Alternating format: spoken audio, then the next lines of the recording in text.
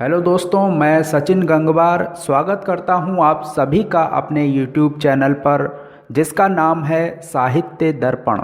आज का वीडियो शुरू करने से पहले मैं आप सभी लोगों को सूचित करना चाहूँगा कि इस चैनल के माध्यम से हम लोग नेट की तैयारी कर रहे हैं और हमारा विषय है हिंदी। यहाँ हम हिंदी के संपूर्ण पाठ्यक्रम को कवर करेंगे। इसके साथ ही हम आज से हिंदी के प्रश्नोत्तरी की एक सीरीज भी शुरू कर रहे हैं, जिसमें हम हिंदी से संबंधित महत्वपूर्ण प्रश्नों को लेकर आएंगे। इसके पहले भाग में हमने दिसंबर 2019 के नेट के प्रश्न पत्र से कुछ प्रश्नों को शामिल किया है। इन्हीं प्रश्नों को हम आज हल करेंगे। तो आइए शुरू करते हैं पहले प्रश्न से। सर्व सुख नामक अग्रवाल बनिया की कथा किस उपन्यास में उल्लेखित है? इसका सही उत्तर होगा देवरानी जेठानी की कहानी।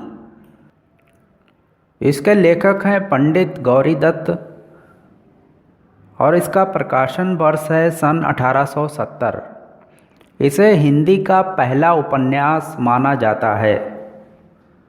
दूसरा प्रश्न है, निम्नलिखित में से विदेशी परिवेश पर आधारित कौन से उपन्यास नहीं हैं? तो यहाँ पर जो उपन्यास दिए गए हैं वो हैं परिशिष्ट, चक्रव्यूह, बेदिन, सफ़र के साथी। इसमें जो विदेशी परिवेश पर आधारित उपन्यास नहीं है वो हैं परिशिष्ट और चक्रव्यूह। यानी इसका जो सही उत्तर होगा वो होगा बी। तीसरा प्रश्न है, प्रकाशन काल के अनुसार निम्नलिखित उपन्यासों का सही अनुक्रम है? तो यहाँ पर जो उपन्यास दिए गए हैं वो परीक्षा गुरु, गोदान, शेखर एक जीवनी, तमस। इसमें परीक्षा गुरु का प्रकाशन वर्ष है सन 1882, गोदान का प्रकाशन वर्ष है सन 1936, शेखर एक जीवनी का प्रकाशन वर्ष है सन 1941, तमस का प्रकाशन वर्ष है सन 1973। इसका पहला वाला क्रम सही है।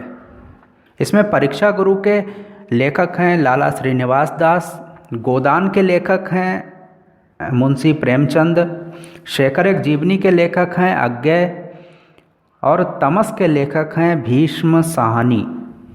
चौथा प्रश्न है, शास्त्रानुसार अर्थ प्रकृति के प्रकार हैं? तो जो अर्थ प्रकृति के प्रकार हैं वो हैं विमर्श और बिंदु। इसका सही उत्तर होगा डी। पांचवा प्रश्न है, राम तुम मानव हो ईश्वर नहीं हो क्या?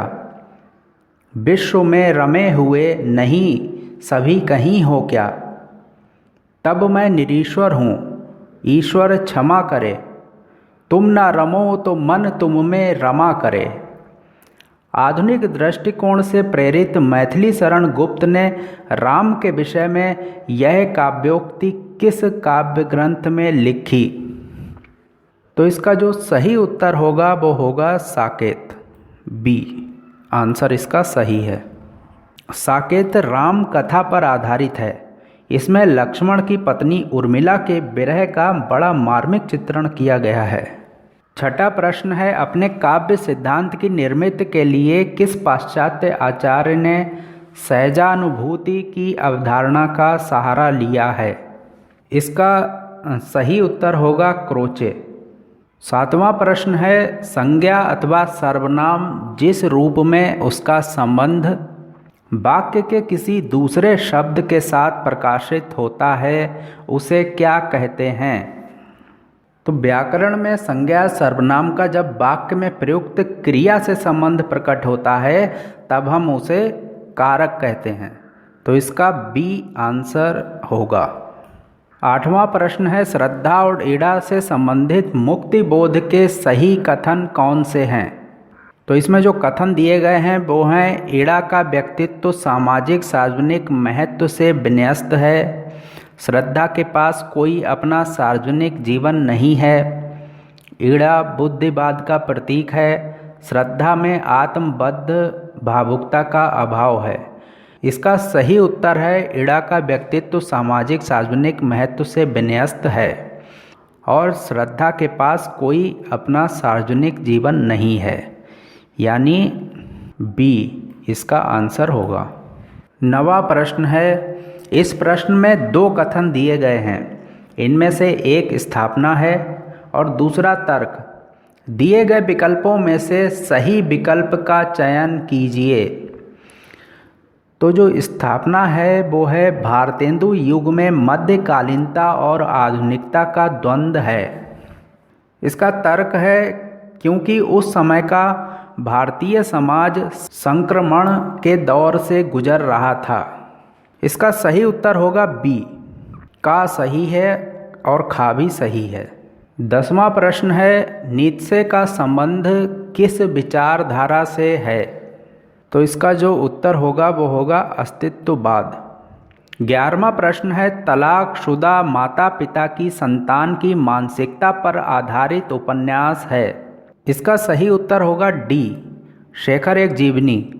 12वां प्रश्न है, कीने हूँ कोरिक जतन अब कहीं काड़े कौन, भोमन मोहन रूप मिली पानी मैको लोनो। इस दोहे के संबंध में क्या सही है? इसमें नायिका का कृष्ण के प्रति अनन्य प्रेम व्यंजित है। नायिका के मन रूपी सरोवर में कृष्ण का लावण्य पानी में नमक की तरह घुल गया है। कृष्ण की रूप शक्ति से नायिका अपने मन को अलग करना चाहती है। कोरिक का अर्थ है कचोटना। तो इसका जो सही उत्तर है वो है का और खा। इसमें नायिका का कृष्ण के प्रति अनन्य प्रेम व्यंजित है। नायिका के मन रूपी सरोवर में कृष्ण का लावण्य पानी में नमक की तरह घुल गया है। इसका आंसर होगा डी। 13वां प्रश्न है, अच्छी हिंदी बस एक ही व्यक्ति लिखता था, यह कथन किस आलोचक ने किसके बारे में कहा था? इसका सही उत्तर है महावीर प्रसाद द्विवेदी ने बाल मुकुंद गुप्त के बारे में कहा था। 14वां प्रश्न है, द्विवेदी युगीन कविता की मुख्य प्रवृत्तियाँ क्या हैं? द्विवेदी युगीन कविता की मुख्य प्रवृत्तियाँ हैं समाज सुधार और इतिवृत्तात्मकता, यानी इसका जो सही उत्तर होगा वो होगा सी। 15वां प्रश्न है, तात्विक दृष्टि से ना तो हम इन्हें यानी कबीर को पूरे अद्वैतवादी कह सकते हैं और ना एकेश्वरवादी। कबीर से संबंधित यह विचार किसका है? तो यह विचार है रामचंद्र शुक्ल का। इसका बी आंसर होगा। 16वां प्रश्न है, फोर्ट विलियम कॉलेज के हिंदुस्तानी के प्रथम प्रोफेसर कौन थे? तो हिंदुस्तानी के प्रथम प्रोफेसर थे गिलक्रिस्ट। इसका ए आंसर होगा। 17वां प्रश्न है, ना खास हिंदी ना खास उर्दू, जबान गोया मिली जुली हो, उपयुक्त कथन किसका है? यह कथन है शिव प्रसाद सितारे हिंद का।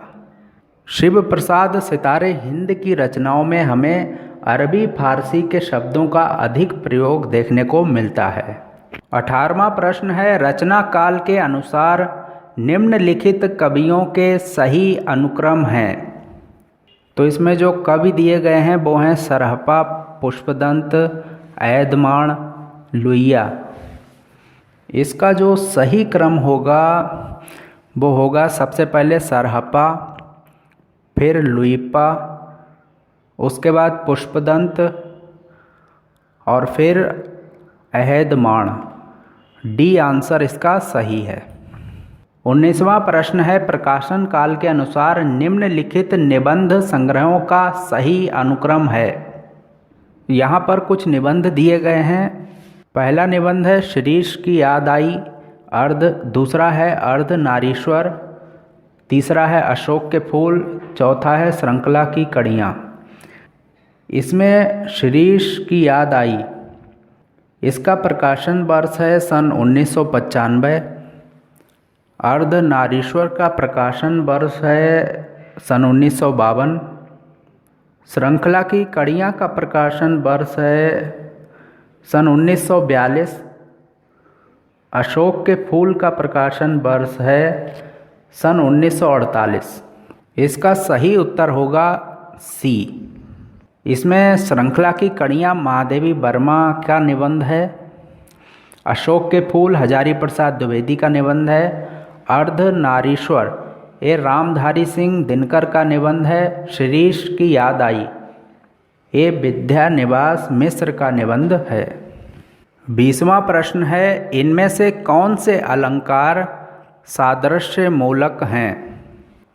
विभावना, व्यतिरेक, उत्प्रेक्षा, असंगति। जो सादृश्य मूलक अलंकार हैं वो हैं व्यतिरेक और उत्प्रेक्षा। इसका सी आंसर होगा। तो ये थे 2019 में आयोजित नेट परीक्षा में पूछे जाने वाले कुछ प्रश्न। इस प्रश्न पत्र के बाकी के प्रश्नों को हम अगले भाग में हल करेंगे।